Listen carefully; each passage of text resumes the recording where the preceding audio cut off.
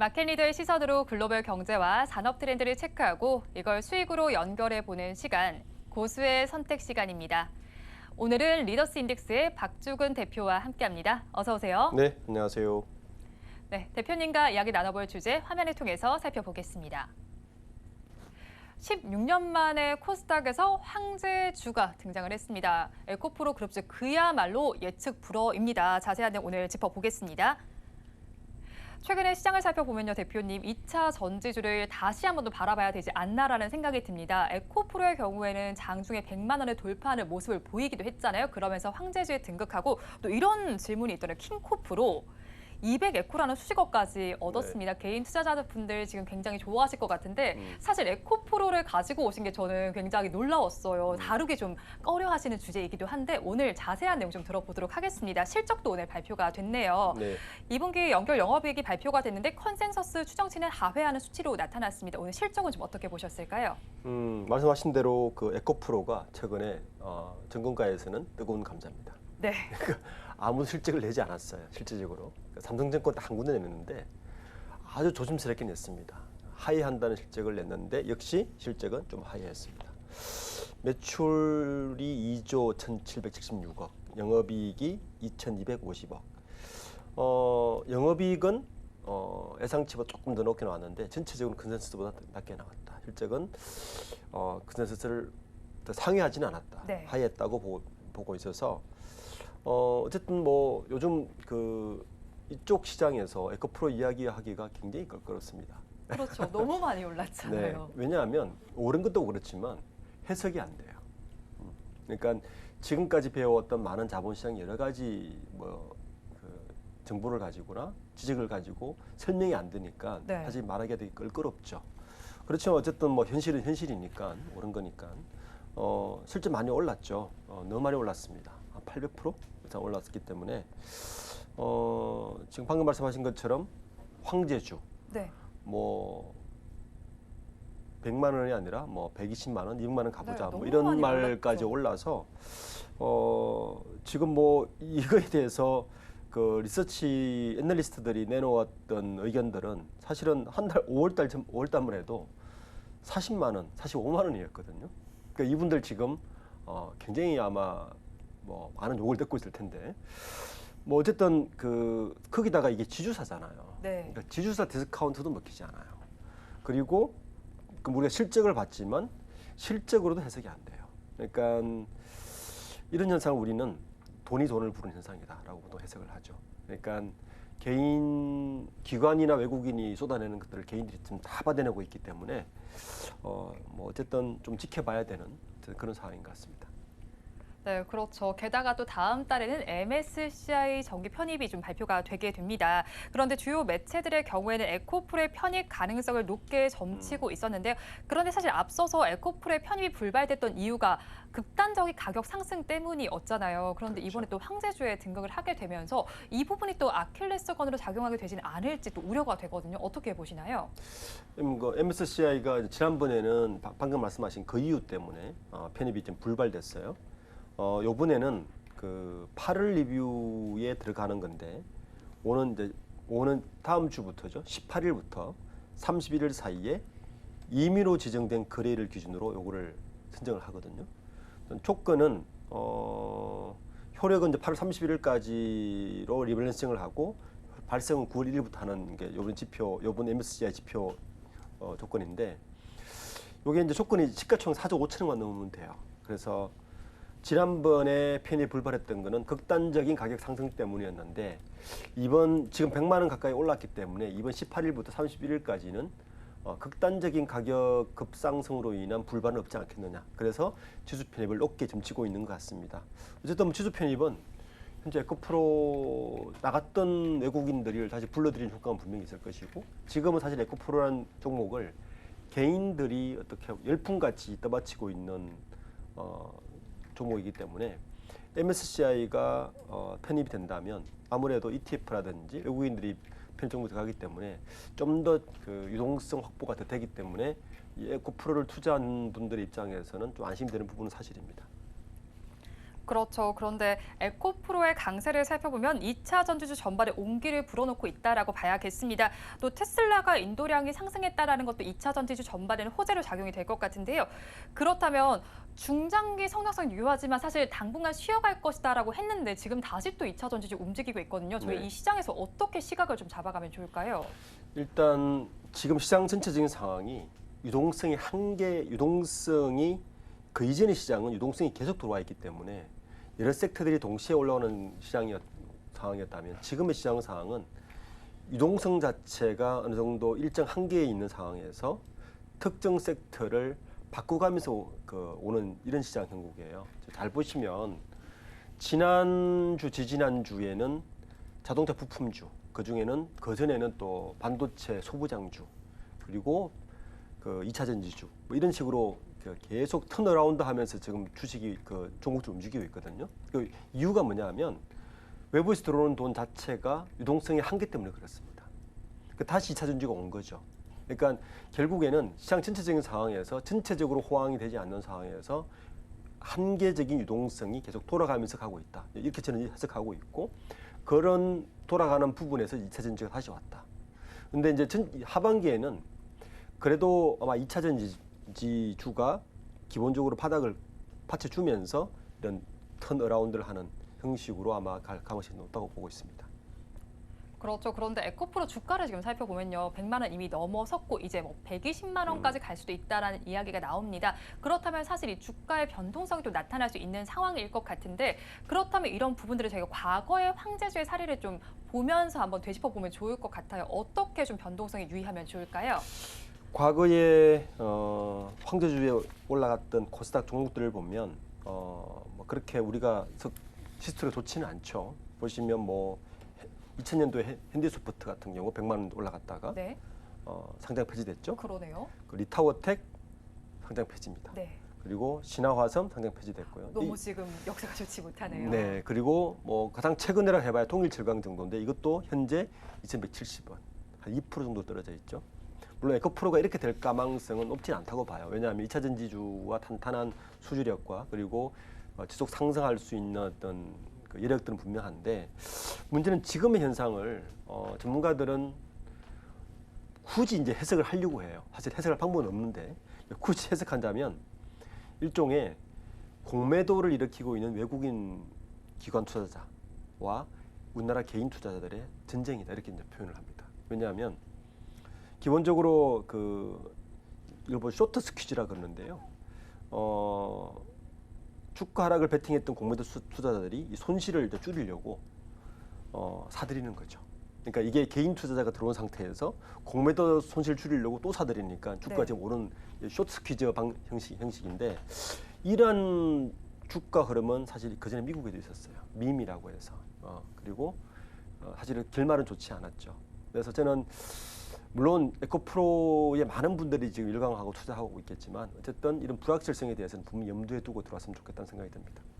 그렇죠. 미국에서도 밈 주식이라고 해서 게임스톱의 사례도 좀 들 수가 있을 것 같습니다. 그런데 한 주당 가격이 많이 높아진 만큼 액면 분할할 가능성도 제기가 될 수 있을 것 같아요. 어느 시점쯤에 좀 할 것이다라고 보시나요, 대표님께서는? 지금처럼 무겁게 움직이면 사실은 뭐 주주들도 마찬가지고 에코프로 입장에서 회사 입장에서 마찬가지고 좋지는 않죠. 그래서 한 100만 원 선을 계속 유지를 했다 어느 정도까지 그러면 아마 액면 분할할 가능성이 높다고 봐요. 그리고 MSCI가 들어오고 좀 안정권에 들어갔을 때 한 100만 원 선이나 70에서 100만 원 선에서 계속 움직이더라도 저는 이 정도면 액면 분할을 하는 게 좀 가볍게 가는 게 투자자를 위해서나 그리고 기업 입장에서나 훨씬 좋지 않을까 생각합니다. 네, 그렇죠. 액면 분할을 하는 것이 조금 더 좋을 것이다라고 짚어주셨습니다. 그렇다면 이제 에코프로는 저희가 아까 전에 실적을 한번 짚어봤는데 그룹주도 지금 다 실적이 발표가 된 만큼 한번 짚어주시면 좋을 것 같아요.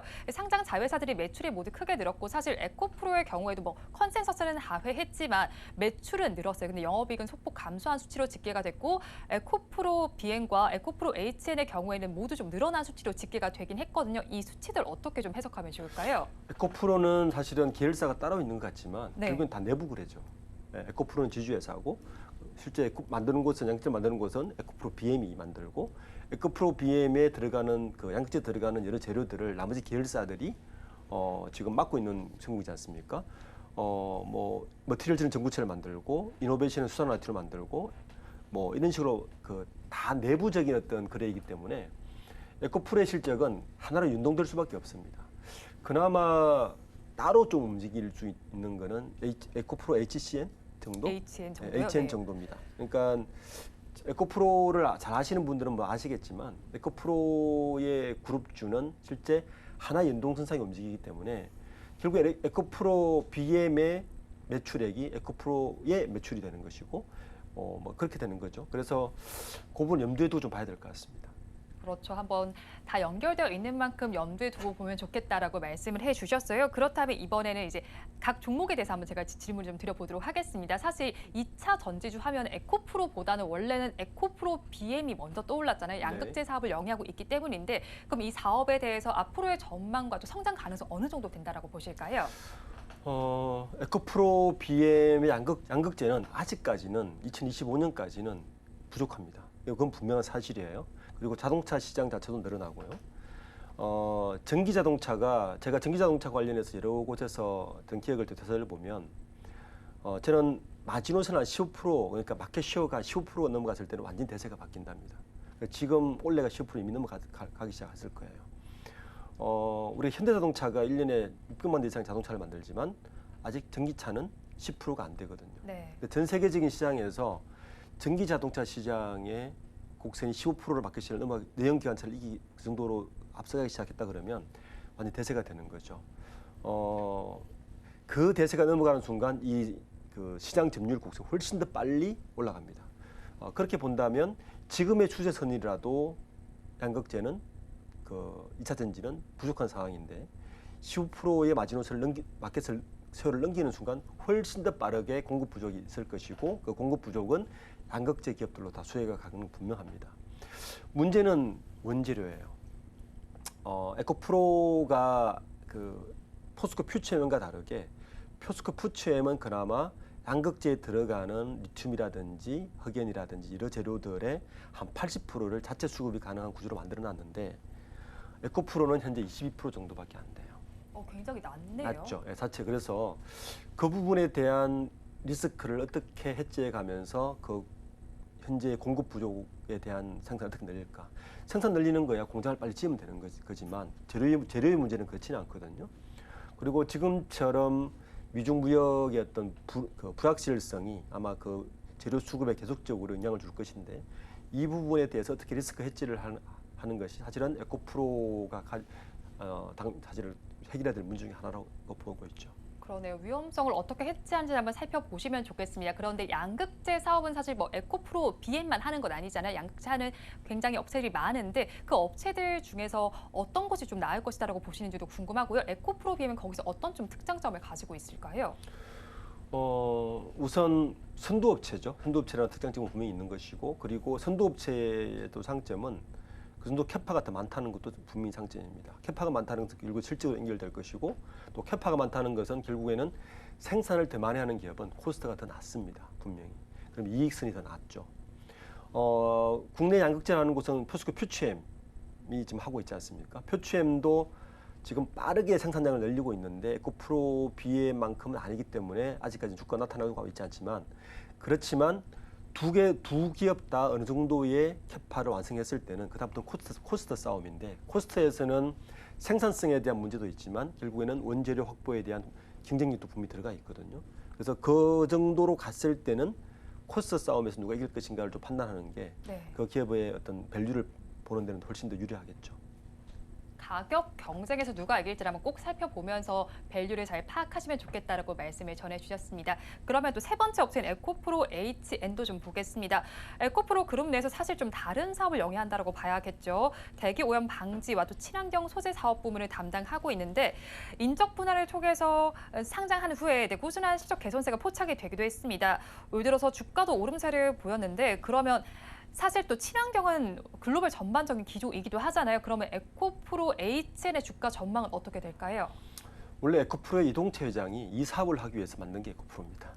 이게 뭐냐면 그 이동채 회장이 이 창업을 할 때 리우의 당시 전 세계 환경 대회에 가보니까 미래에는 환경 문제가 되게 심각하다라는 걸 이야기하고 그 중에서 이제 유해가스와 미세먼지를 어떻게 해결할까를 연구하다가 만든 게 에코프로인데 양극재 문제 터진 거죠. 네. 사실은 이동채 회장이 원래 만든 기업은 에코프로 HN으로 봐야 되는 거죠.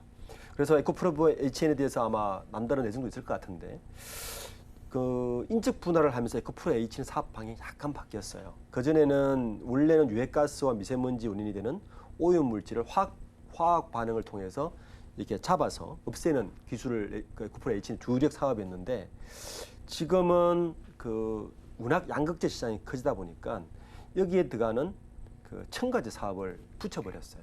HN에. 그게 매출이 커지는 거죠. 이제 사실 에코프로 HN의 그 매출은 그 두 가지입니다. 방금 말씀드린 온실가스 감축 솔루션 사업의 하나가 이거 원래 사업이었고 그리고 최근에 붙은 사업이 양극재 리튬 첨가제입니다. 그러니까 원래 사업에서 매출이 괜찮았어요. 지금 보시면 작년에 매출이 엄청 올라갔죠. 원래 매출액에서 한 2배 정도 올라갔는데 네. 이게 바로 첨가제 때문에 올라간 거죠. 그리고 1분기도 매출도 괜찮습니다. 근데 에코프로 HN의 매출액은 훨씬 더 빠르게 올라갈 겁니다. 왜냐하면 양극재에 들어가는 내부 거래를 통해서 어쨌든 캡슐 마켓을 이미 가지고 있으니까 훨씬 급증을 하겠죠. 문제는 이렇게 했을 때 에코프로 HN이 만약 상장을 따로 했다. 네. 그랬을 때는 이게 캡티브 마켓에서 줄 수 있는 영업이익의 한계가 있거든요. 그 이익 곡선을 어떻게 높여갈 것인가 아마 과제될 것이고 캡티브 마켓 외에서 얼마나 또 시장 장악을 할 수 있을 것인가도 하나의 또 관전 포인트입니다. 만약에 에코프로 HN이 캡티브 마켓 이외의 시장 정도를 한 번 더 가져갈 수 있다. 그렇다면 회사 가치 또 달라질 수 있을 것 같습니다.